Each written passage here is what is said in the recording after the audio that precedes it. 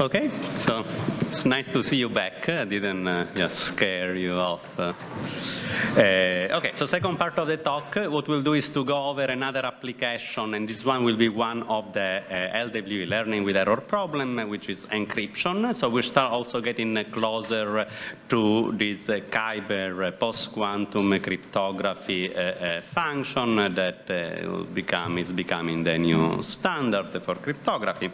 So how to do cryptography using encryption using the learning with error problem. Now, why are we switching to learning with error? In the case of commitments, you wanted to hide a message, commit to it, but there is no decryption process. So you can think of encryption, you can think of commitments as an encryption algorithm without decryption. Now, here you want to be able to recover the message that has been encrypted, so naturally you need an injective function in order to do that. And that's why crypto systems, encryption schemes use the learning with error problem formulation, and they use a range of parameters for which the function is injective. Okay, now there is one more property of the learning with error problem that makes it very useful for cryptography. Now, for the SIS problem, you have seen that the function is almost regular. It is compressing the input, and it outputs close to random values, uniformly random values. Now, when the function is used in the injective setting, then the output is not going to be uniform. There will be some holes, some input which are produced with probability 0, and others which are produced with a non-zero probability. So it is not uniform. However, it is indistinguishable from uniform. That's what in computer science, in theoretical computer science, is called pseudo-randomness. It's not random, but it is indistinguishable from random. Now, there are two versions of the LWE problem that you can formulate. One is the search learning with error problem, which is given the output A, S plus E, recover the secret S and the perturbation E. So the other version of the problem, which is the one that is more directly used in cryptography, which is the decision version of the problem, where you are given either a S plus E, or you are given a uniformly random value. And you have to distinguish between the two, tell the difference between the LWE distribution and the uniform distribution. Now, and that's called the decisional LWE problem, which is useful in cryptography, because once you have something which is computationally uniform, then you can use it as a mask to protect your message. You can use it to hide all information about the input message. And interestingly, it is possible to give a fairly simple reduction from one version of the problem to the other one. So if you can distinguish the LWE distribution from the uniform one, then by building these random instances, perturbing them, try to modify it, do some guesswork, and then check if it is random or not, then you can little by little find the secret S and solve the problem in the search version. So the two versions are equivalent. So if the search LWE problem is hard, if the LWE function is hard to invert, then its output is pseudo-random. It is indistinguishable from the uniform distribution. Now, there are several versions of this reduction from search to decision. That's why I'm not giving any specific reference. There are some technicalities, and some reductions are better than others in some technical efficiency sense. But by and large, you can think of the problems as being equivalent. Okay, so how do you encrypt with LWE? The idea is that you use S as your secret key. So that's the key generation algorithm. For simplicity, I will describe a private key encryption algorithm. So this is a symmetric encryption. And then we'll go from here to a public key encryption scheme. Now, in the symmetric key version, there is a pretty direct way to use the problem. So you pick a random S, you will use S as a secret key.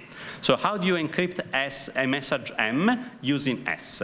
Now, encryption is a randomized process. There is some encryption randomness which is used to map M to a ciphertext. And here the randomness is the matrix A, which is chosen uniformly at random, and a small perturbation vector E, which is chosen according to some distribution distribution key in the slide, which generates typically Gaussian distributed small integers, which are much smaller than Q, much smaller than the modulus Q. And you compute AS plus E, and you know that A and B are highly non-random because there is a unique solution to the problem. B equal is close to AS. However, it is random looking to an adversary that does not know the secret key. So you can use B as a mask to hide the message. So the output of the encryption algorithm could be set to A and B plus M. You simply add, you could use exclusive OR instead of addition, but since we are working with numbers modulo Q, it is natural and convenient to combine this B as a mask with a message M just using addition modulo Q. Now, if you do this, you do get something which is not quite an encryption scheme, meaning that if you try to decrypt, then using the secret key S, you can compute AS, you can subtract it from BM, and if you just substitute and do the arithmetic, you will see that you get as a result not just the original message M, but you get M plus the error E. So you get a perturbed version of the message. So it's a sort of approximate encryption scheme where you don't recover the exact value of the message. Now, so this is a problem. It has also been used as a feature. There is an approximate homomorphic encryption scheme which was proposed in 2016, which uses this way to improve the efficiency of homomorphic encryption schemes. But typically, that's not what you want. Plus, it can also be a security point, a security issue. In fact, so if you decrypt the message, if you see the result M plus E, it doesn't take much to figure out what the secret key is. So it is something that opens the scheme to attacks. And in a paper in 2021, we showed that, oh, this is something that completely breaks the scheme, and you need some protective measures if you want to use approximate encryption based on lattices. So the short version is, no, you don't want approximation. You should, approximation is something that can be very tricky to use also from a security point of view. Plus, most applications, they wanted the exact decryption. So we want a good decryption algorithm. So we want to modify this method to encrypt the message.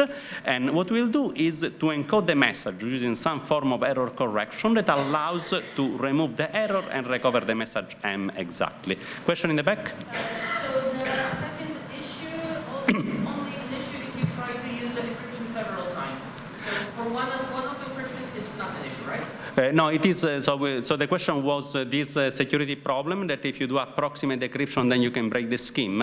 The question was, is this a problem if you keep using this to encrypt many messages? No, we show an attack that even with a single message can already break the scheme for the specific CKKS case. It depends on the setting and how big is the message. So the scheme CKKS was using rings. So the message and the error already contain a lot of information. It's not just a single value modulo Q, but it is a vector. So in that case, you can already break the scheme with reasonable probability. You wanted to say something? Yeah, so I remember having this discussion with Zika a lot, but as an FHE scheme, CKKS is perfectly secure. It's only, or it's not perfectly, it's secure.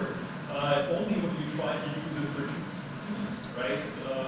Then this correctness error comes back to bite you. Okay, so I'm not going to talk about CKKS and fully homomorphic encryption, so I don't want to get stuck on this point. So I will maybe address it more offline. But the short version is, so the question was, oh, is useful CKKS is secure in this setting, is not secure in this other one. It all depends on what you mean by secure. So I didn't give any definition of security, and yes, depending on how you define it, you can say that it is secure. There's a paper proving that it's secure. The main point is that the definition of security used in that paper doesn't fit many or most applications, so it's more of a technical definition. Yes? Can we use something like, can we translate this program to something like read-some course? Okay. This big thing which is very... Yeah. So Okay, so the question is, can we translate this problem into something that can be solved using Reed-Solomon codes or some other standard coding theory? Yeah, but the idea is to use some form of error correction. The specific way we'll do error correction is not Reed-Solomon codes, it's not the typical error correcting codes used in coding theory. There is a technical reason here. The error E is not measured in the Hamming metric. So all coordinates could be wrong. So Reed-Solomon codes are useful to remove errors in the Hamming weight. Here we have errors which are small in the Euclidean norm. So you need a different type of codes. But conceptually, yes, that's what we are going to use. Now, we are going to use a very simple type of encoding, something that is, even calling it an error correcting code seems like a stretch. So there's a very simple way to correct the error, which is to scale the message. The way we introduce redundancy, and the way this was done by Regev in the first proposal of public key encryption based on the LWE problem, was to use a plain text modulus P, which is much smaller than Q. So the message is not a value or vector modulo Q, it is a value modulo P for a small p. P could be something as small as 2, so it's a single bit or binary vector message. And then you scale the message to something that uses the full range of numbers modulo Q. So if you want to encrypt a bit, you could encode 0 as 0, and you could encode 1 as Q over 2. So these are 2 points modulo Q, which are far apart from each other. Now, if you add some error, which is less than Q over 4 to it, then you can easily remove the error just rounding the perturbed message to the closest point. So you will run it to 0 if it is close to 0. You will run it to Q over 2 if it is closer to Q over 2. So you can do this not just for P equal to 2. You can do it for any P. As long as P is small or much smaller than Q, you can use a scaling factor Q over P. So this is easiest if P divides Q. Now, I'm using P and Q as moduli. They don't have to be prime. I mean, Q can even be a power of 2. The factorization of P and Q doesn't have much of an impact on lattice cryptography. So P could divide Q.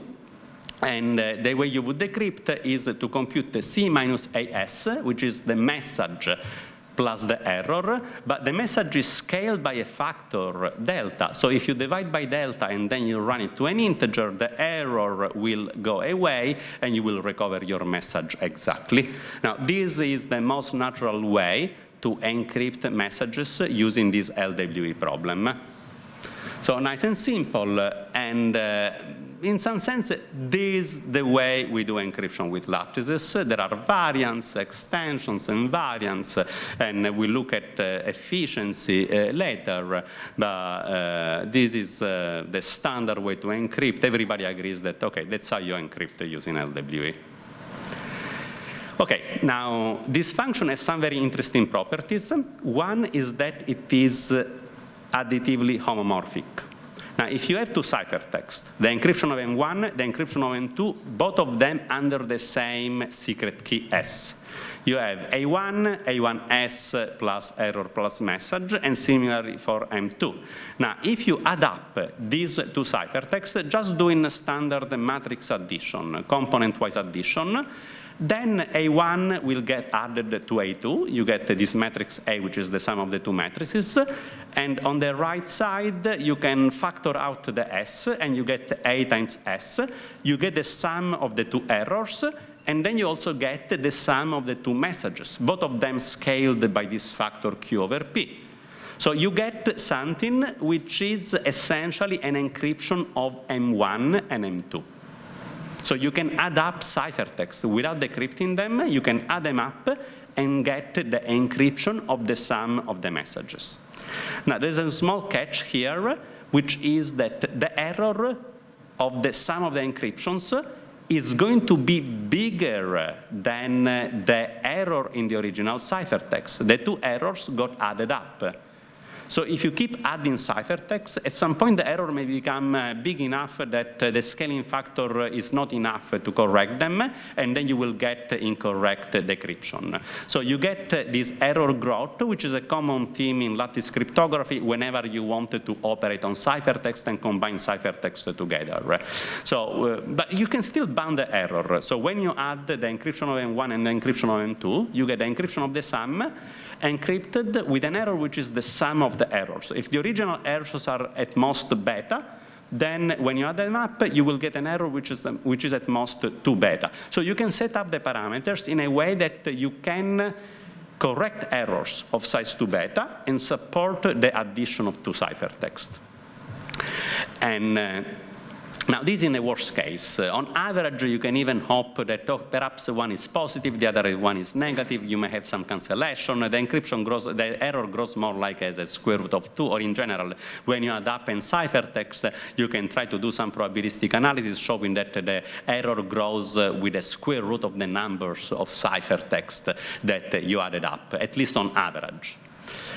And if the error distribution is much smaller than Q over P by a sufficiently large factor, then you can add as many ciphertexts as you want. I mean, you can say that, so if you wanted to add up n ciphertext, just increase Q by a factor n, and by keeping the same P, and you will be able to add up n ciphertext. So you can use larger moduli Q, which make the system a little bit less efficient, because ciphertext get bigger, you have to use bigger numbers, but you can support this limited form of addition.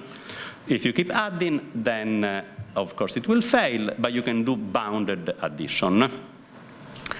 Okay, now what can you do beside addition? So can you compute arbitrary linear functions? We have an additive homomorphism, and can you multiply a ciphertext by a constant? Can you add something to it? And yes, linearity works also for a little bit more complex, still linear or affine functions. If you multiply a ciphertext by a constant t, then you get an encryption of tm, but the error also gets multiplied by t. And this works even for matrices. If you multiply the ciphertext is a matrix. You multiply by a matrix T on the left. I mean, matrix multiplication is not commutative. This works only for left side multiplication. If you multiply by a matrix on the left, then essentially you're applying T as a linear transformation to the matrix, to the vector M that represents the message. But this linear transformation gets also applied to the error. And you can even add constants. So you can also compute affine functions. So if you want to compute, if you are given the encryption of M, and you want to compute an encryption of Tm plus C, what you can do is to multiply the ciphertext by T, and then you can add to it essentially an errorless encryption of C. If you take this matrix 0 delta C, so if you try to decrypt it, you get C. So it is an encryption of C in a sense. It's not secure because everybody can tell that it is an encryption of C. But it is something that you can compute without knowing the secret key. So it can be used to compute these affine functions.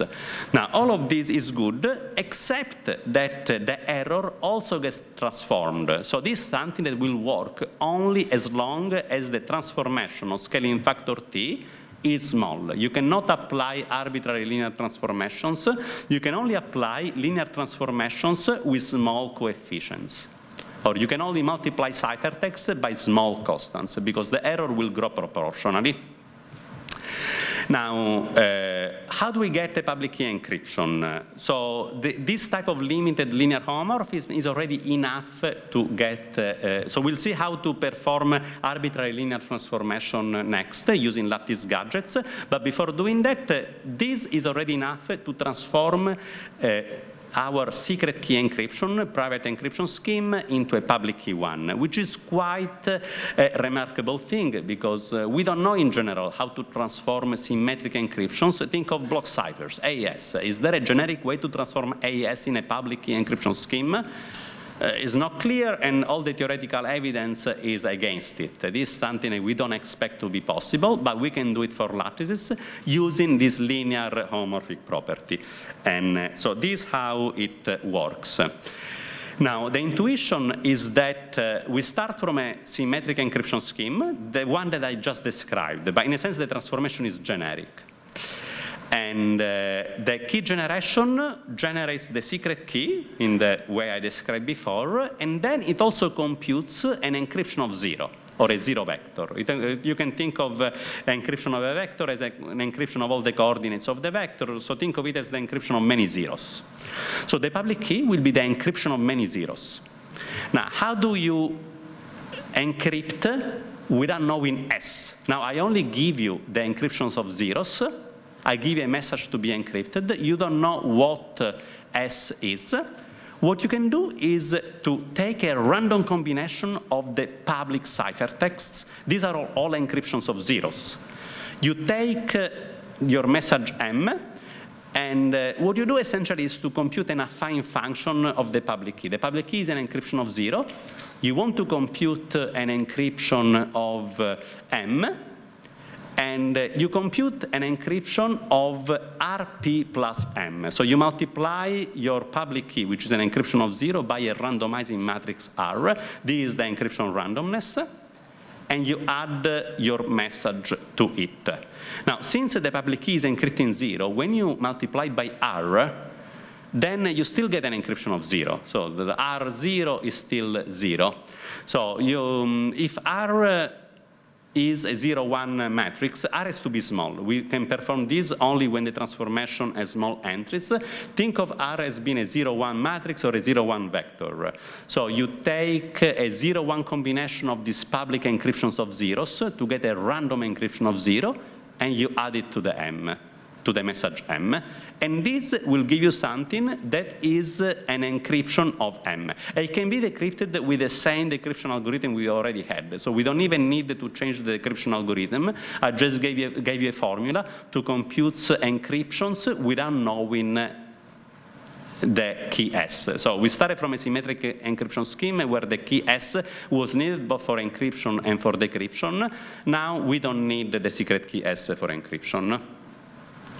We do it using the linear homomorphic properties. And you can set up the parameters in a way that this encryption is still decryptable. So if the public key contains n encryptions of zeros, if your scheme supports the addition of n messages, when you take a random subset of them and you add them up, you still get a decryptable ciphertext. So you get a correct public key encryption scheme. And if n is large enough, then it will be essentially a random, uniformly random encryption of the message, but with a larger error than what you would have used to encrypt if you knew S. So without knowing S, you can still encrypt, just with a little bit larger error that grows during this homomorphic addition operation. And this is how we do public key encryption, and this is essentially the standard way to do public key encryption using lattices. Question? Can you recall the notation of this O delta M? Sorry? Can you recall the notation of this O? Oh, delta is just a scaling. So the question is, what is this notation delta M? So delta is just a scaling factor. So the message is using a smaller plaintext modulus. So M could be just a single bit.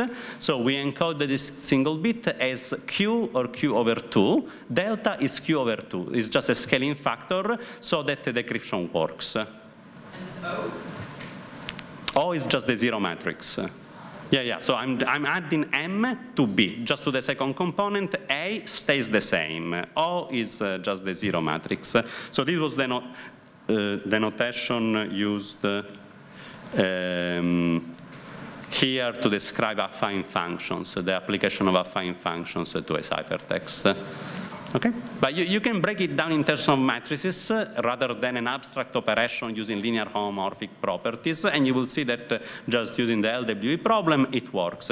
In fact, the way this public key encryption scheme was described, was initially proposed in Regev paper, was not using linear homomorphic properties and using a symmetric key. It didn't describe a symmetric scheme. It described directly this as how to do public key encryption, and the fact that you can think of it, you can deconstruct this public key encryption scheme as a symmetric encryption, which is linear homomorphic and then is transformed into a public key encryption scheme, is something that is being done after the fact. So there's a paper by Rodblom showing that this can be done for any linear homomorphic encryption schemes, and this is basically what's going on in this specific case. Okay, so let's move on. So I want to introduce a variant of Regev encryption scheme because we can optimize it. We can make this a little bit more efficient using the Hermine normal form HNF SIS formulation of LWE. Again, I'm not basing this on lattice function. I'm still using this problem for a range of parameters where the function is injective. So you do need the proof from Regev's paper to show that this is secure as solving lattice problems. But using the SIS formulation, you can make the scheme more efficient. You can remove a part of the ciphertext and gain a factor to a constant factor. It's not something big. Theoretically, it's not a big difference, but it's something that can be quite important in practice. Okay, so let's describe the scheme directly in terms of matrices. So the encryption, and let's just focus on the encryption of 0. Let's forget about the message. You can add the message just as a modification of this simple argument. So what is an encryption of 0? The encryption of 0 is, so before I described it as take the public key and you multiply it by a random small transformation R to the left. You can use transpose notations. Let's take the transpose of the public key, P transpose, and we multiply it by R to the right. So this, the SIS function, is just the P times R transformation. And you can use a smaller dimension for your matrix A and P and improve efficiency a little bit if you assume that the matrix A is the identity matrix in it. So if part of the matrix is the identity, you don't need to give it as part of your public key. You don't need to give it as part of your ciphertext. That's implicit, and you can just give the H part of the matrix. So consider the following variant. So this is a version of the scheme that was proposed as an optimization by Lindner and Pikert in 2011, which, for simplicity here, I'm considering square matrices. It's also a good way to move to the more efficient algebraic instantiation in the second part of the talk soon. So think of choosing A, S, E, R1, R2, R3 as square matrices, which are K by K matrices for some K, which is your security parameter here. Now, we transform A into a SIS matrix by concatenating with the identity. So we have A, I. And the input is SE. So since this is the input to the SIS function, S and E, they are both matrices with small entries. So not only the error is small, also the secret S is small, which is useful in some applications. And when you multiply AI times SE, you get AS plus E. Again, you see, it looks like the LWE problem, even if it is written just as a matrix vector multiplication without the explicit addition of the error. Now, once you get this public key, also the public key, you can think of extending it with the identity matrix. So take P transpose concatenated with I, and now we have something which has 3 square blocks. And so you can multiply the P transpose I matrix by R1, R2, R3. I'm using 3 of them so that each one of them is square. And you get PT times R1 plus R1, R2. Now, I know that's quite a lot of letters. If you didn't follow all exactly where all the pieces, where all the fields fall in place, it doesn't really matter. All I'm saying here is that if you write everything in terms of matrices, then you get something of this form. It is essentially a variant of Regeve encryption, but using this SIS HNF formulation, but using it for a range of parameters which corresponds to the LWE problem, both for public key generation and also for encryption. So in the original Regeve public key encryption scheme, these R1, R2, R3 were chosen in a way that the output was statistically close to a fresh encryption of the message. Here, in this optimized version, we get a ciphertext which is indistinguishable from a fresh encryption of the message. But the fresh encryption of the message is secure. What you get is indistinguishable from something which is secure, so the final result is still secure. So we are using the LWE problem twice, both for public key generation and also for encryption, and this allows to make the scheme more efficient. You gain a constant factor in the size of your scheme, which is important in practice when you care about concrete parameters. And this essentially is the blueprint followed by the Kyber public key encryption scheme, which is the core component, a lattice-based component of the NIST ML-Chem new standard to perform post-quantum cryptography. The main difference is that in the standardized version, this is made more efficient using not arbitrary square matrices, A, S, E, and so on. We will use structure matrices which can be represented in a much more compact way. So I will give a detailed description of Kyber at the end, at the very end of the presentation. So, but before doing that, let's move now to efficiency. So at this point, you know how to do encryption. We want to make it efficient. Yes? What's the definition of efficient? What I mean by efficient, I mean efficient in practice, something that if you tell an engineer, I want you to implement this and then use it, he will not kill you. Or she will not kill you, okay? So I'm not using a technical definition, but I mean, I'm not talking about polynomial time, I'm not talking about theoretical efficiency, I'm talking about what people care in practice. I will put some numbers soon. Now, before doing that, now we will not use gadgets in the second part of the talk, but this is something that people will use in other talks this week, so I promise them I'm going to present it here so that people know what they are. It is also something that is very, very interesting for many advanced applications of lattices. Now, gadgets are a tool to solve the following problem. What if you wanted to solve many, many different problems, but think about the following two specific problems. What if your message is modulo Q, you don't want to use a smaller plaintext modulus. So you want to encrypt a message that is modulo Q, so you cannot use a scaling factor. How can you make decryption still work? Another one is, what if you want to multiply your message by a large constant, t? So we saw that the scheme is linearly homomorphic, but you can only multiply by small constants because the error grows by a factor t. How can you support a multiplication by arbitrary constants? How can you support arbitrary linear transformations? Now, these are two very different problems, but somewhat surprisingly, so they were solved independently, using something that looked identical. This thing at some point got named gadget, a gadget matrix. What is a gadget? Is a trick, okay, which is used for there are different tricks, but they use the same matrix. It is something that at this point it is clear that, okay, it is a fundamental building block of lattice cryptography, and the reason that the same trick works to solve different problem is for a reason. So there is a technical reason that make it work, and I'm going to try to describe what these gadgets are briefly in a couple of slides. Now, let's consider the simplest type of gadget. Take, for simplicity, assume that Q is a power of 2, the modulus is a power of 2, and consider the following gadget vector. It's a vector containing all the powers of 2, 1, 2, 4, 8, 16, 32, and so on, all the way up to Q. Now, this vector has two fundamental properties, which you can abstract, and then you can find other gadgets satisfying the same properties.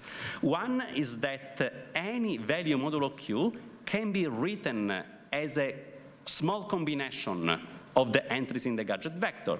So you want a number, C, just write C in binary. Take the binary digits of C. When you multiply these binary digits by the powers of 2, then you will reconstruct your number. That's exactly the definition of binary decomposition.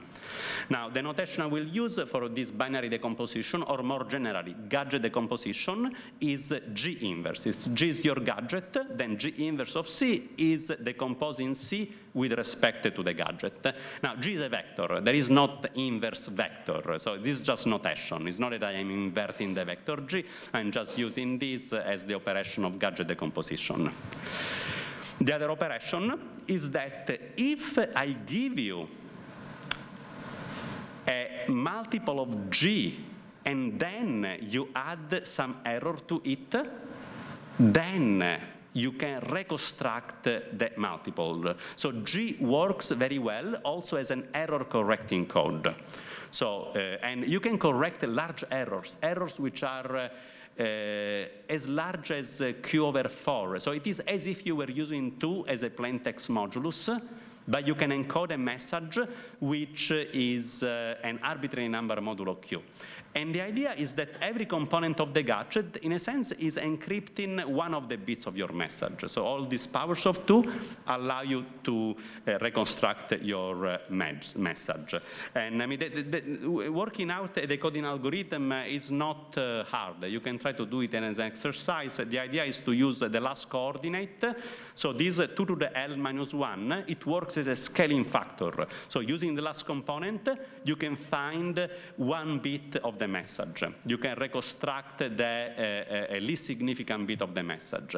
Once you find it, you can subtract it from the message and then recover the second bit using the next coordinate. And bit by bit, you can recover your message. So G works both as an error correcting code. When you multiply G by a message M, it also works as a way to break arbitrary values into small vectors. Okay, so using this, you can define what I call the gadget LWE encryption scheme. So this is not formally defined anywhere, but you can think of it as a generalization of LWE encryption, where instead of using a scaling factor delta, you use G to encode your message. So you will encrypt your message as AS plus E plus GM. Instead of delta M, we compute GM, where M is the message and G is the gadget vector. So here is the M is just a scalar, it's not a vector, but when you multiply G by M, it becomes a vector. G is a vector, and then you encrypt all the coordinates of G using LWE. And how do you decrypt? You compute G minus S. That gives you E plus GM, but we have seen that G is a good error correcting code, and you can recover the message M. This gives you a way to encrypt messages which are modulo Q. So you can use the same modulus for the ciphertext and for the message. Now, as a bonus, now the scheme can also be multiplied by arbitrary constants. How do you multiply an encryption of M by an arbitrary constant C? Well, you take the gadget decomposition of C. You write C as a binary vector, then you multiply the ciphertext by this binary decomposition, and since this is a vector with 0, 1 components, the error doesn't go up by much, it will grow up just a little bit. You get an encryption of the decomposition of C times the encoding of M, which is GM. So the decomposition of C times the encoding G, they cancel out, and you get an encryption of CM. And there is a typo here in the slide. The last line should have said encryption of CM rather than encryption of just M. So the G minus 1 and G cancel out, and the nice thing is that the error doesn't go up by much. It only goes up a little bit. It doesn't go up by C because C got decomposed into a binary vector. Now, you might have noticed also that the final result is not a GLWA encryption. It's just a standard encryption, so it's not decryptable anymore. So that's easy to fix. Instead of multiplying by C, you multiply by GC. So the G also goes inside, so the final result is an LW encryption of GCM, but that's a gadget LW encryption of CM. So, and that's how you can get a scheme which encrypts arbitrary messages modulo Q, and it supports also multiplication by arbitrary constants modulo Q. So we lift those restrictions. Is there a question? Yes, in the first line of encoding, do you also apply this vector G minus in the A part or only to the... Yeah, so the question is, when you do this multiplication in the first line of the equations, are we multiplying also the A part by that? Yeah. So this is just the standard way we apply a linear transformation to a ciphertext. We take the ciphertext as a matrix, and we apply the transformation to it. Now, for the A part, if we are multiplying it by a large value or a small value, doesn't matter, because A can be any matrix. But yeah, we multiply everything by it, and that's something that I went over very briefly, very quickly, but it is in the previous slide, showing that, yes, you do that, and the scheme supports multiplication, just multiplying the ciphertext by the linear transformation. So the only difference is that here we are multiplying things by a small matrix, because C got decomposed. So when this gets applied to A, to M, and to E, when we multiply E, we are multiplying by a small value, so the error doesn't go up by much. So you still get some error growth, but the error growth is logarithmic in Q rather than being linear in Q. Linear in Q would kill the scheme, would make the scheme immediately undecryptable, because Q is all you have in your ciphertext. Here you get a much smaller growth, and you can support, again, not an arbitrary number, but a limited number of multiplications by arbitrary constants. Okay, so this is the gadget LWE thing. Yes? But in this version, the message is a scalar, not the vector, right? So, sorry, the message is? The message M is not the scalar value, not the vector, like before, right? Sorry, I'm not sure I understand the question, partly because of the event and the noise. The scalar of the vector. The message M is the scalar of the vector, the question is. So M here is just a scalar. So before we had a vector, now M is a scalar, we encode it as a vector. When you multiply the scalar message M by a gadget vector G, it becomes a vector. Before we could use a single run of the encryption to encrypt the whole vector, and now we are only encrypting. Okay, so the question or objection is this. Oh, I'm making the scheme better in a sense by supporting arbitrary messages, but before I could encrypt vectors, now I can encrypt only scalars. Now, I described the gadget vectors for simplicity. Now, you can also define gadget matrices, which would allow you to encode messages, and this is done in a very, very simple way. A gadget matrix to encode vector messages is built just by making a block diagonal matrix which has many copies of the gadgets for their blocks. So you can adapt these to vectors and even matrix messages, but yeah, there is nothing interesting going on. So I was focusing on scalar messages for simplicity. We will do something like this when we move to the efficiency setting that uses rings to achieve efficiency. So I'll go back to this point. But let's move on. So just to conclude the first part of the talk, I wanted to mention that this power of 2 gadget, this is just an example of gadget. There are many other gadgets that were discovered or proposed. You cannot generalize this power of 2 gadget to any base. You consider the power of B gadgets. Now, why consider a larger B? If you use a larger B, you get a gadget with fewer dimensions. So there is a trade-off between the size of the ciphertext and the error growth. So using a binary gadget gives the best error growth. If you use a larger base, the error growth will be larger. The error growth will be proportional to B, to the base. base, but you will get a smaller ciphertext. In practice, people tend to use gadgets in dimension 3, and B is the cubic root of Q. And that seems a reasonable choice in practice that can give a good concrete value of the parameters. There is another useful gadget which is used in a lot of places, which is a CRT, Chinese remainder theorem gadget, where you take a modulus Q, which is the product of many primes, or at least linearly relatively prime numbers, P1, P2, P3, and then basically the decomposition is taken by taking your value C and taking C modulo P1, C modulo P2, C modulo P3, and the Chinese remainder theorem gives you a way to reconstruct the original message. You can also mix and match the two techniques. You can consider a combination of a power gadget where every base B is broken, a CRT gadget where every P is written with respect to a smaller base using the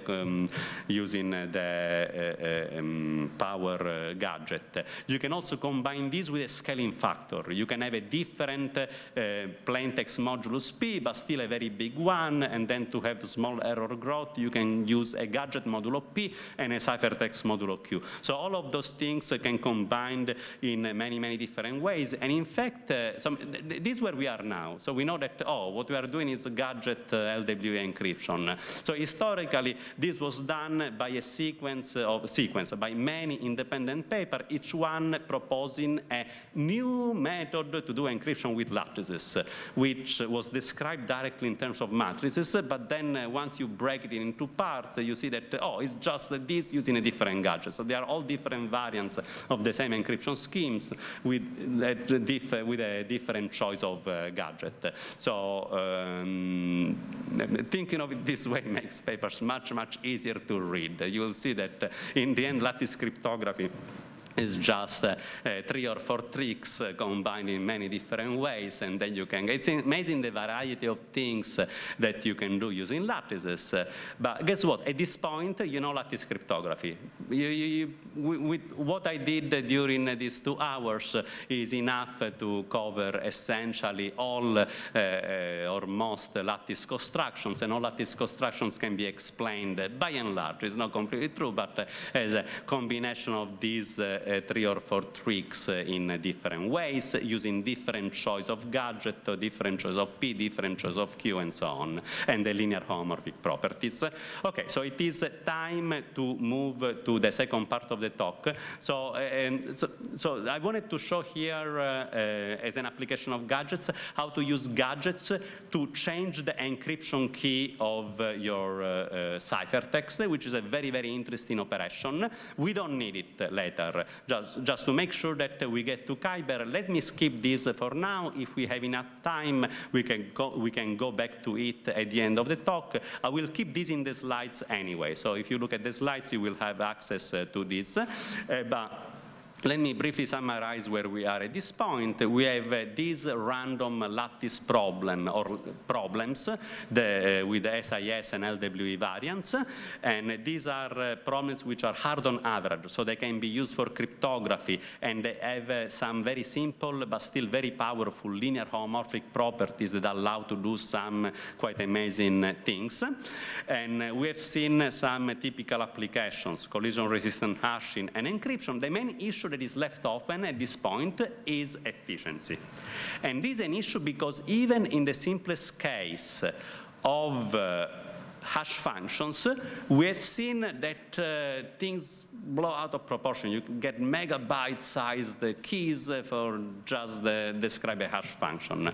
So in the second part, which I called algebra, because it was something based more on algebra than the geometric structure of lattices, there will be no pictures in the second half. Sorry about that. And but we'll, unless you consider a matrix to be a picture, a square, numbers organized in a square. But we'll see how this is really key to get efficiency, and Kyber essentially is what we did so far instantiated with these more efficient structured lattices. Before describing this, let me briefly recall, so this is the same slide as I showed you before. What is the issue? So in a typical instantiation of lattice cryptography, even in the simple case of encryption, the same applies also to LW, so this for hashing. So the same applies also to encryption. So think of setting, for example, n to be even 64, a very small number, even smaller than before. You can set the modulus q to be a single byte number. M in this case would be 1000. So these are very small numbers, even smaller than what we had before. And now we have a function mapping 1000 bit to 500 bits. And even in this case, the size of the key is 64 kilobytes. So I brought the numbers down to something that is really the bare minimum to hope to get some security. And the problem is that if you express your key size in terms of n, there is a quadratic dependency. This is natural. We have matrices. Matrices are n by n objects. N is your security parameter, so the size of the object will be quadratic in the security parameter. If you want n bits of security, you need to use n squared in storage.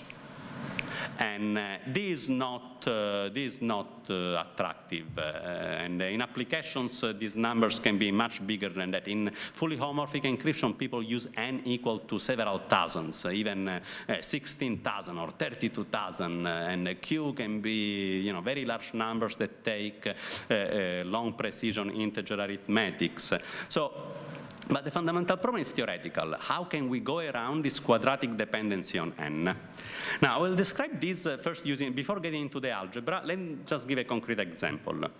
So this was the intuitive idea that brought us to the suggestion of using this as a way to improve efficiency.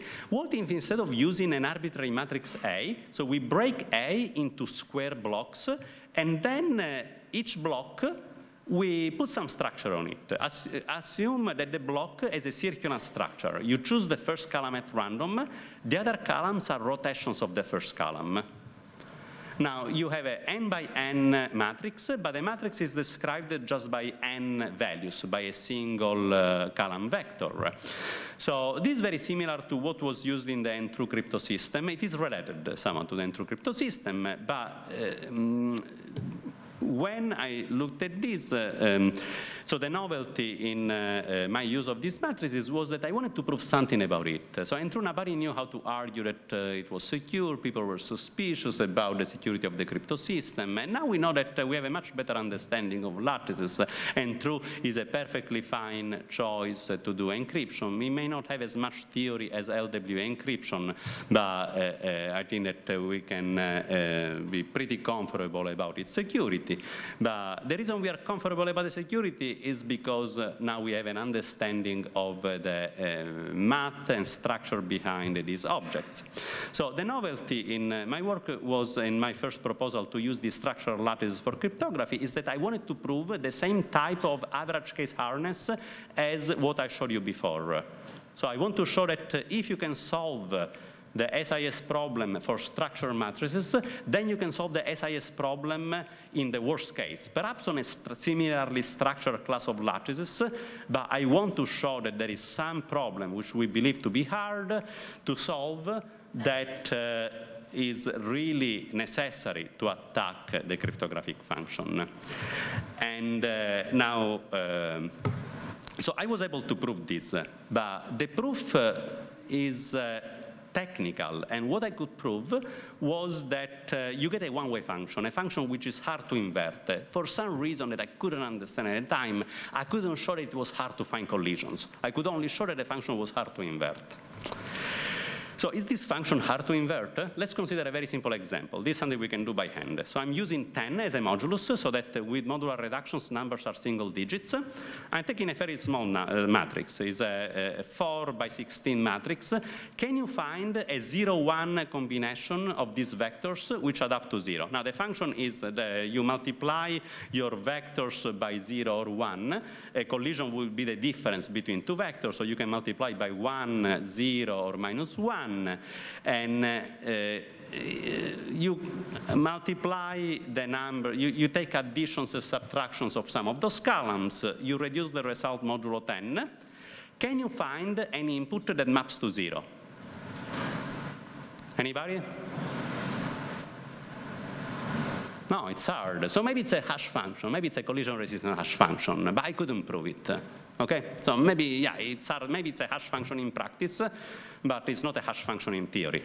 But we know that in cryptography, theory rules. If something is not secure in theory, then we have no reason to believe it's secure in practice. Theory is the best way we have to evaluate security, at least at a fundamental high level when we come out with a new construction. Then in practical security is also important when you get closer to using things. But without theoretical security, it's very hard to guess if we are doing something secure or not. So here is a simple trick to attack the function. So first multiply everything by the odd one vector, but just do it on every block. Now, since every block is a circular matrix, you will get a constant vector. So if you add up the same numbers but in a different order, you get a different value. So for the first block, here you get 6, 6, 6, 6. For the second one, you get 9, 9, 9, 9, 7, 7, and 3, 3, okay? Now, can you find a combination of these numbers that add up to 0? Now it's easy. Just take the first one minus the second one plus the last one, and you get 0.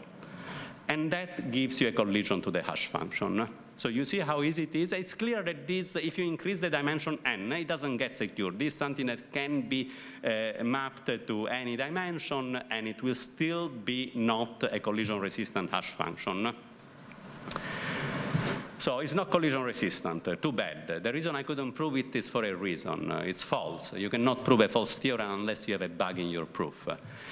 So, too bad. So where do we go from here? So why is this different? Why is this function one way but not collision resistant? So what we did here was to reduce an n-dimensional problem to a one-dimensional problem. We mapped each of these square matrices to a single number, 6, 9, 7, and 3. And once we are down to one dimension, then problems are easy to solve, even with a computer. So let me skip these remarks, which are mostly historical. There were some similar functions proposed in the past, but without proofs, which were suggested to be collision resistant. And no, they are not. There is no proof. There is an attack. They are not collision resistant. And you can try to come up with tricks to make it collision resistant. For example, if instead of taking a circular matrix, you take an anti-circular matrix or negacyclic matrix, which means that when you rotate your column, the element that wraps around, you switch the sign, you negate it. So you will put minus signs in the top upper triangular part of these matrices. Now, can you find a collision now? The previous trick doesn't work, but perhaps you can find a different trick that works. But surprisingly, once you do this, you can prove that it's collision resistant. So it's a trick that works, and it gives you functions which are secure in theory and also in practice, that you can implement and you cannot find collisions in practice. Now, this kind of surprising. This, by the way, so this work that was done independently by myself with Vadim Lubashevsky, and independently also Pikert and Alan Rosen here in the audience, and then we also combined those things together into an actual implementation called Swift with 2F, because we use the FFT. We'll go to FFT soon, hash function, which I think was very nice, cute construction that really was very useful to popularize the use of algebraic lattices in cryptography. So the question is, if you read the paper, it's clear what makes WASP construction work. In one case, there is an attack. In the other case, you can prove security. But describe it in terms of tricks, or just put minus signs there so the attack doesn't work, is not really the real story. So there is a reason why this trick works. But in order to understand the difference between these two versions of the function, the insecure one, the broken one, and the provably secure one, we need to get into algebra, and specifically polynomial rings. And this is also the way polynomial rings are used to make LWA encryption and Kyber efficient in practice. So this is the same type of mathematics used to build essentially all of the efficient lattice-based cryptography. Now, polynomial rings take the set of polynomials with integer coefficients.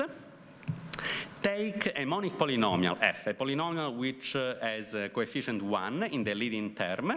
Now, you can use f to do polynomial modular reduction, and take any polynomial and reduce it modulo f. So this way you can get a finite dimensional set where all polynomials can be described as a sequence with only d coefficients.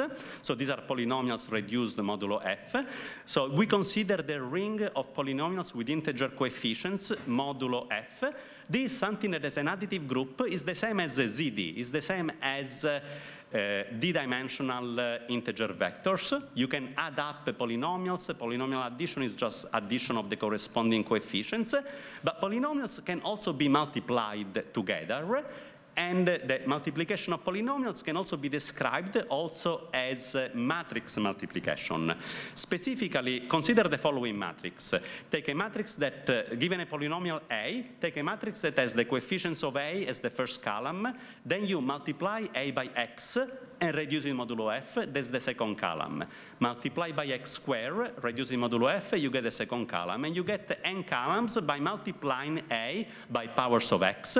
Now you have a square D by D matrix, and it's easy to see that polynomial multiplication modulo F correspond exactly to matrix multiplication between these structure matrices. These are matrices that can be described compactly by only n elements. The other elements can be reconstructed by multiplying by x and reducing modulo f.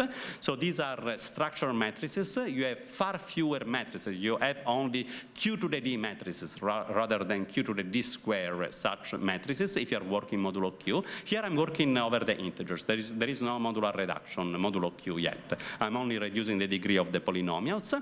And matrix vector multiplication corresponded to, again, to multiplying to polynomial. And the matrix associated to the polynomial A essentially is the matrix that describes multiplication by the polynomial A as a linear transformation on the coefficient vector of B. Now, two classic examples, circular matrices and polynomials modulo x to the d minus 1. Now, if you're working modulo x to the d minus 1, x to the d is the same as 1. So this means that x to the d is the same as x to the 0. You are reducing the exponents of x modulo d, and this corresponds to representing polynomials as circular matrices, where every column is a rotation of the previous one. When you multiply x to the d times x, it becomes x to the d, when you multiply x to the d minus 1 times x, you get x to the d, but it's the same as 1, so your coefficient wraps around and goes back to the first coordinate of your vector. Now, what about x to the d plus 1? So if you take x to the d plus 1, x to the d now is the same as minus 1. So when you multiply something by x, you rotate the coordinates, but the element that goes around gets negated. You have to flip the sign. And we've seen that using one type of matrices gives you a broken hash function. In the other case, gives you a provably secure hash function. So what makes these two polynomials different? Why is x to the d plus 1 so much better than x to the d minus 1? Now, it is the algebraic properties of the polynomials that make the two polynomials substantially different. And the difference is that x to the d minus 1 can be factored, and in particular, it is a linear factor. You can write x to the d minus 1 as x minus 1 times something else. And the attack that I showed you before, when we were reducing the d-dimensional problem to a one-dimensional problem, corresponds. I'm not going to show it. You can try to reconstruct it yourself. It's not easy to see. The fact that you could reduce it to a one-dimensional problem corresponds exactly to the fact that we have a one-dimensional, one-degree factor. We have a factor of this polynomial of degree 1. Essentially, you are working modulo x to the d minus 1. You can further reduce everything modulo x to the minus 1 and turn it into a polynomial of degree 0. I mean, the degree is 1 less, is strictly less than d, and you get a one-dimensional problem which can be broken. So that's why that could be broken. What about x to the d plus 1? Now, when d is a power of 2, this polynomial is irreducible. It is known that there is no way to factor it. So there is no way to map it to smaller degree polynomials, and that's what makes this a good collision-resistant hash function. So it is the fact that the polynomial is irreducible. Now, the Swift hash function, the typical way this is used in practice is always using a power of 2 dimensions, so that x to the d plus 1 is irreducible. And these are called the power of 2 cyclotomic rings. There is all theory, mathematics about cyclotomic extensions. I'll talk very, very briefly about it, but cryptography just uses a very small fraction of all the mathematics that has been studied for cyclotomic polynomials, and probably there is much more that can be done. So lattice cryptography, especially when it comes to the use of algebraic lattices, is still a very active research area. It is ready to use, but perhaps we can make it even better. Now, there are other choices of irreducible polynomials, f, which can be used to set up a corresponding ring. For example, when p is a prime, then you do get, so x to the p minus 1 factors. X minus 1 is a factor, but the remaining factor is irreducible when p is prime, and that is used implicitly in the n-through crypto system. But using the power of 2 cyclotomics is the easiest and most efficient way to instantiate and implement things.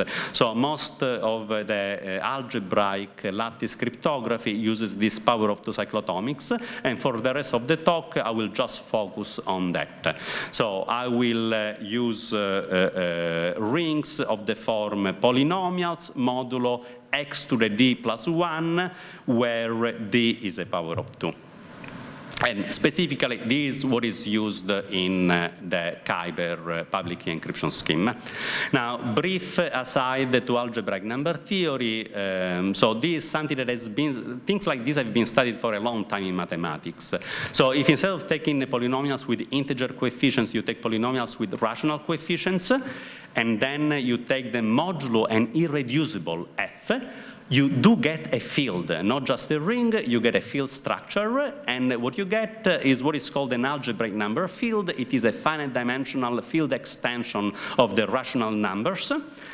And the rings which are used in cryptography are what are called the ring of integers of the corresponding algebraic number field. And you can think of this as a higher dimensional generalization of the standard integer numbers. Now, if you take 2 to the 0, if you take the first instantiation of this power of 2 cyclotomics, I mean, in this case, it's not even an extension. You are not extending anything. You are taking polynomials modulo x plus 1. So x plus 1 is not adding anything. X is equal to minus 1. So polynomials modulo x plus 1 is the same as q. It's the same as just a single constant term. There are no powers of x, and the integers are z. So in the one-dimensional case, you get the rational numbers and you get the algebraic integers of Q, which are the standard integers. If you use a higher dimension D, you get a higher dimensional field, which can be expressed as a finite dimensional vector space over the rational numbers, and its subset of algebraic integers, the equivalent of Z in this larger structure, is the algebraic number ring, which will be used in the cryptographic constructions. Now, just to be clear, you don't need to know algebraic number theory to understand lattice cryptography, most of it, but of course it can be useful to discover new things, do new things, or perhaps it could be useful in cryptanalysis. So algebraic number theory, since it is used implicitly in lattice constructions, it is a good area of mathematics that could perhaps one day to lead to attacks.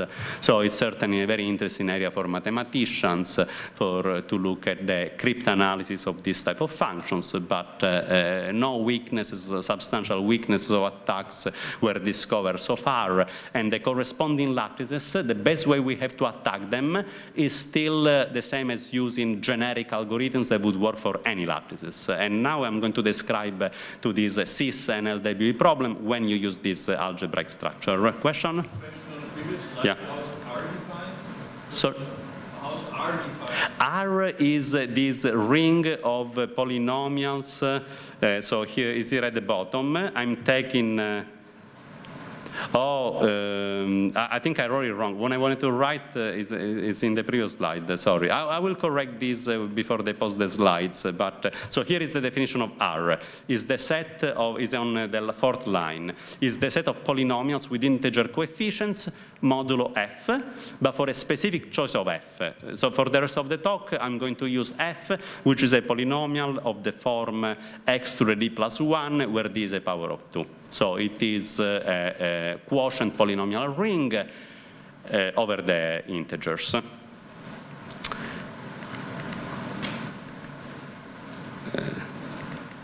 Okay, so here at the bottom, that should have been f equal x to the d plus 1. R is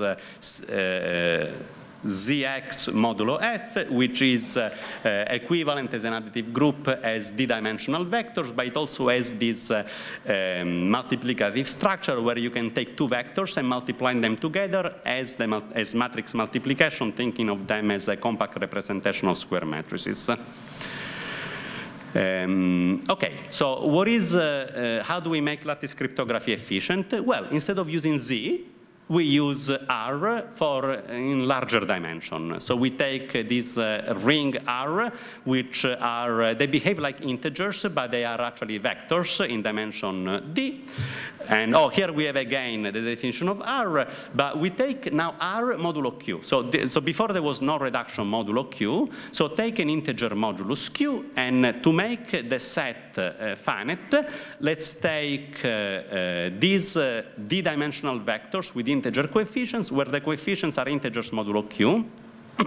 So now we have a ring that instead of being of size Q, has size Q to the D. We have D coordinates. Each one of them is modulo Q. So we have a much larger ring. And in general, multiplication of these objects would be described by a D by D matrix.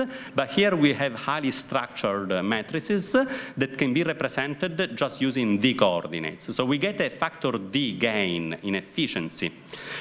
And the way we define the ring version of the lattice problems is just by replacing Z with this larger ring.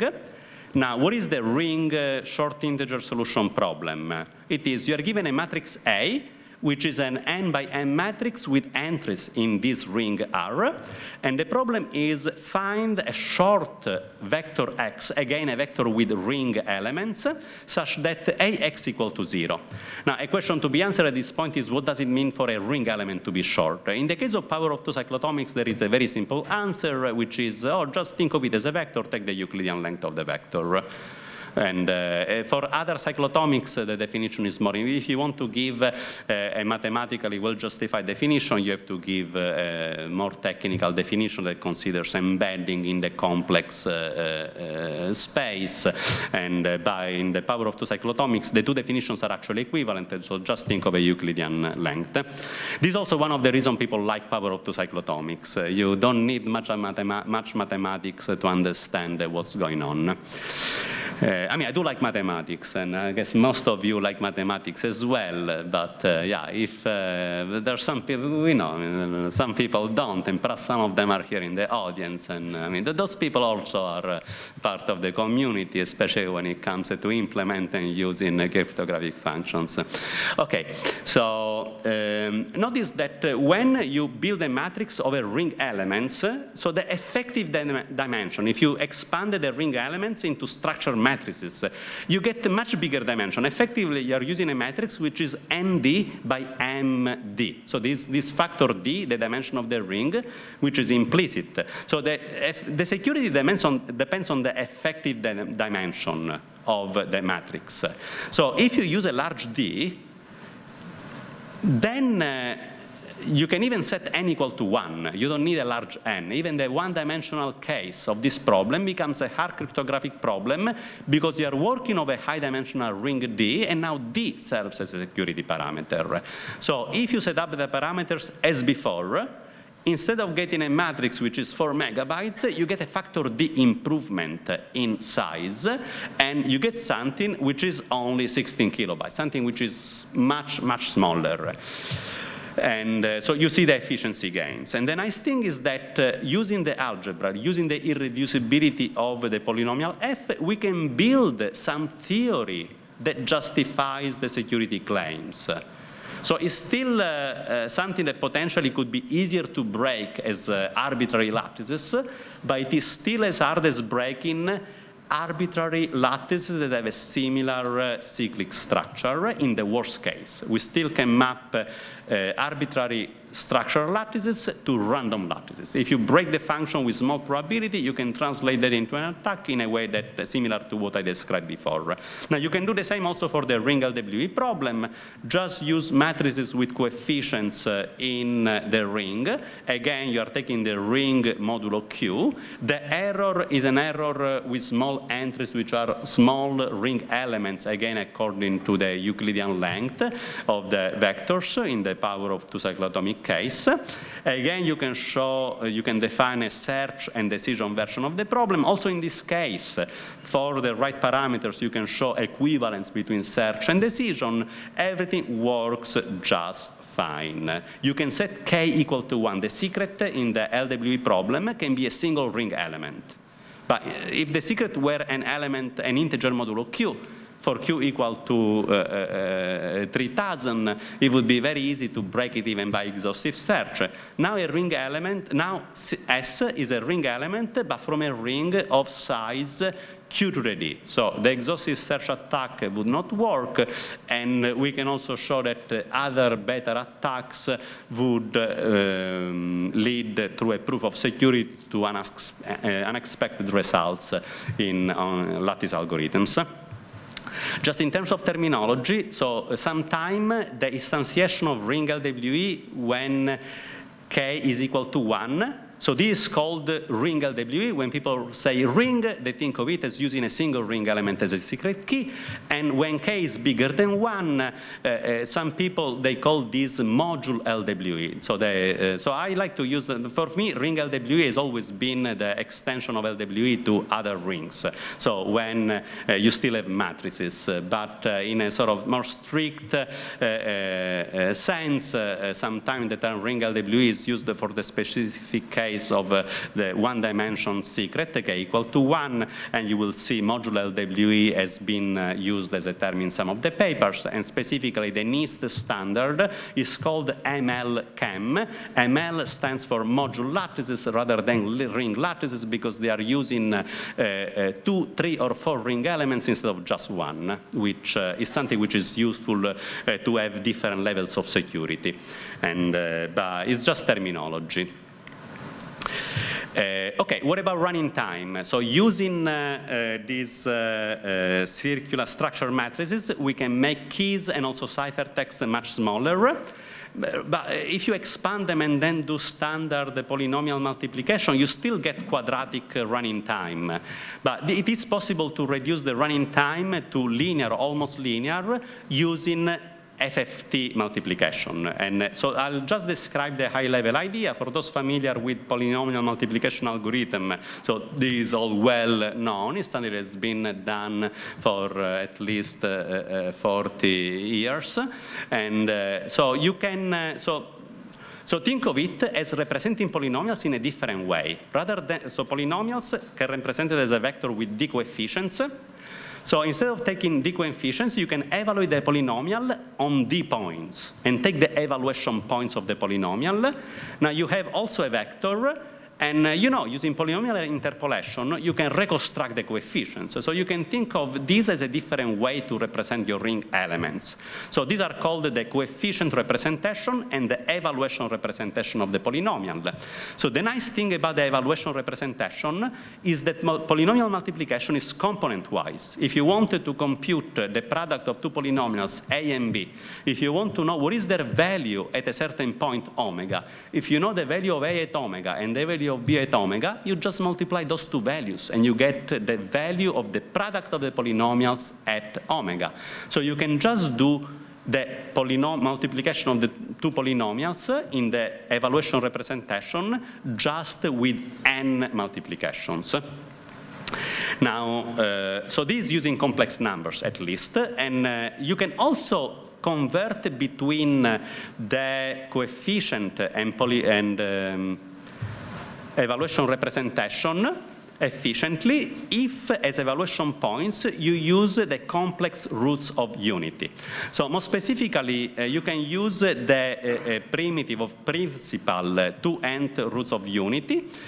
And using these roots has two advantages. So these are the roots of the polynomial fx. So take the polynomials that is used for modular polynomial reduction, take its roots. The roots are precise, since it is a factor of x to the d minus 1, x to the 2d minus 1, since it is a factor of that, all its roots must be roots of unity, because x to the 2d is equal to 1.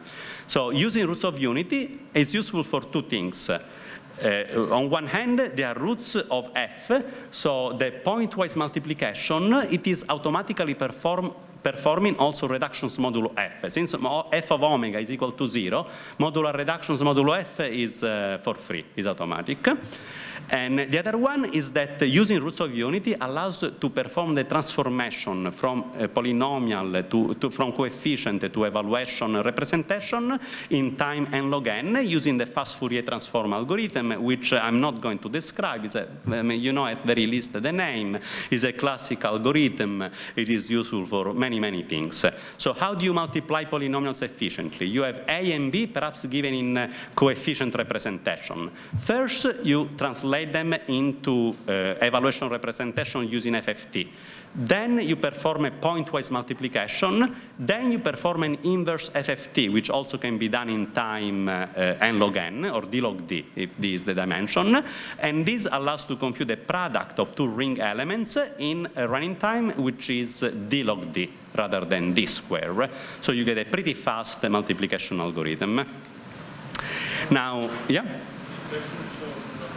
Usually we would multiply with polynomials degree doubles, but here because we are in a ring, we do not need more. Yeah. Okay. So for those of you familiar with polynomial multiplication, when you multiply polynomials, well, all of you know polynomial multiplication, but when you multiply polynomials modulo d of degree d, the result is a polynomial of degree 2d.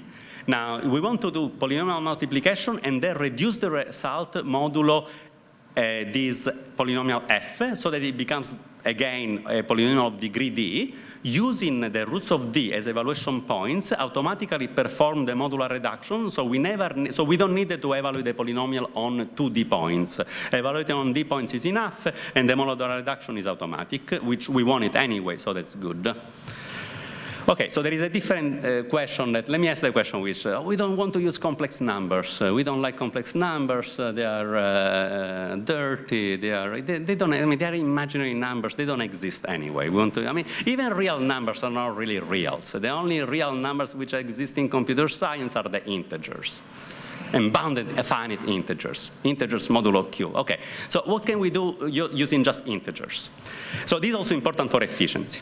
Now you can do something called the number theoretic transform, which is choose a modulus q of a special form. Take a modulus q which is congruent to 1 modulo 2d. So Q, we also set it to be a prime, not to make the problem hard, but just to make the algebra work and make the system efficient and easy to implement. Now, since 2D divides Q minus 1, and Z modulo Q is a field because Q is prime, we know that there exist elements of multiplicative order 2D in the integers modulo Q. So instead of using a complex roots of unity, we can use a 2D roots of unity modulo Q. So we can use a root of unity in a finite field. And FFT still works. You can use essentially the same algorithm, but now you, instead of mapping a vector to an FFT which is D complex numbers, now we start from a vector which is D integers modulo Q, and the result is again a vector with D integers modulo Q. So it is a bijection between, the function is invertible, so if you just look at the final result, it is exactly the same type of representation. It is a sequence of D numbers modulo Q, but they can be either the coefficients of the polynomial, all the evaluation points of the polynomial at these roots of unity when Q has a special form. You cannot do this for every Q, but you can do when Q has this form. Yeah? Why do we need 2D? 2D because we are working modulo x to the D plus 1. So x to the D is not equal to 1. It is equal to minus 1. So to get a root of unity, you need to square it again. So minus 1 squared becomes 1. So these are 2D roots of unity. These are D roots of minus 1. So that's why there is a 2D occurring in some of the slides. Now, the effective use of this technique to implement, this technique was already known. Even the name number theoretic transform was known. But it's something that had never been used in cryptography. So showing that this could be used in practice, and when practice I mean implement it, run it, and don't get people to shoot at you. So this is something that was introduced and popularized by this Swift-Task function with Alan Rosen here in the audience that I told you about before, that we implemented it and we could have a function. Okay, so now going back to the question about what I mean for efficient, so we could implement and run this function for cryptographically relevant values with a running time which was like 200 clock cycles, if I remember correctly, correct? Or something like, but was it 1500? For the full hash function, but the single, because there was a matrix. But the single FFT, I think, was 200 clock cycles, and then you needed to do it for all the elements in your key, and you could get a lattice-based hash function with a running time comparable to block cipher type, SHA-2 type of functions that have no mathematical foundation behind their security. Okay, now applications. I will not really describe the applications because they are exactly the same. Just replace Z with a ring R and everything works, but it is much more efficient. One thing that is often a source of confusion, or what about gadgets? Now, the gadget was an integer vector. How do we do gadgets in the ring setting? It's very simple. And unfortunately, we didn't write in the paper because it seemed obvious, but it's obvious only once you see it. So if you have a gadget with integer entries, well, Z is a subset of the ring R. So you can think of the same gadget as being also a ring gadget. So if you represent those integers as ring elements, they are represented as diagonal scalar matrices. And the way you use the gadget on the ring basically is applying it on the coefficients of your polynomial independently. So the integer gadgets, they work also in the ring setting. But I will not use gadgets in the final last example of the talk, so let me just move on. So the summary at this point is that we have two ways to represent our ring elements, either as coefficients or as evaluation points. And evaluation points is good for fast multiplication to perform arithmetic operations, but the coefficients representation is important for the gadget decomposition, which is also useful sometimes. But you can go back and forth between the two in a relatively efficient manner using the number theoretic transform with running time d log d. And this also comes up when picking the error in LWE. The error should be small in the coefficient representation. That's how we measure the error. If you pick in the error which is small in the evaluation representation, then you don't even get a secure function. You get something which can be easily broken. Now we have all the tools to describe the. Sorry, I'm going to. So I have only 2 minutes left, but I'll go 3 minutes over time. I took a few minutes during a few questions during the talk, so I'll take the liberty to go over time, but I apologize in advance for that. But okay, so Kyber, parameters. So Kyber is the public key encryption underlying the NIST ML standard. So Kyber only does encryption, public key encryption against passive adversaries. The standard takes this and then transforms it into a CCA secure, into a scheme secure against active attacks, but this is done using a standard transformation which doesn't use lattices. So the lattice interesting part of the proposal is this passive secure public key encryption scheme.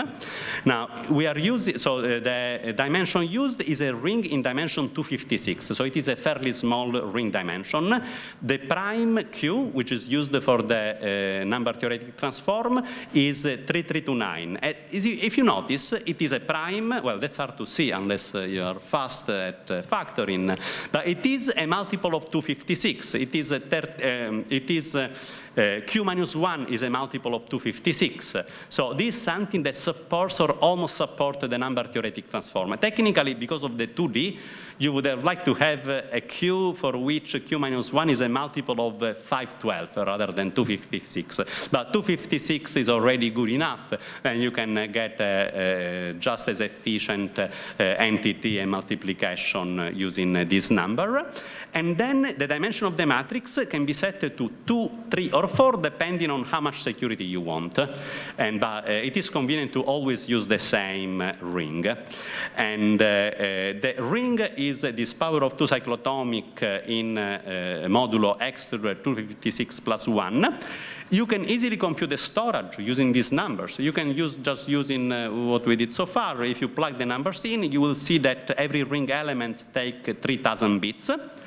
And the security level is the effective dimension of the secret. So every ring element is in dimension 256, but the secret consists of 2, 3, or 4 ring elements. So you get 512, 768, or 1024 as a nominal security. The actual level of security in terms of running time of the attack is something more technical, but the corresponding versions of the scheme, they are called Kyber 512, Kyber 768, and Kyber 1024, and these are all instantiations of these LP crypto systems that I described before for these specific versions, values of the parameters, but with a few more tricks to make it more efficient. And the main trick is to pre-compute the entity in advance. Whenever you don't need the coefficients, you may as well keep your elements in your evaluation representation.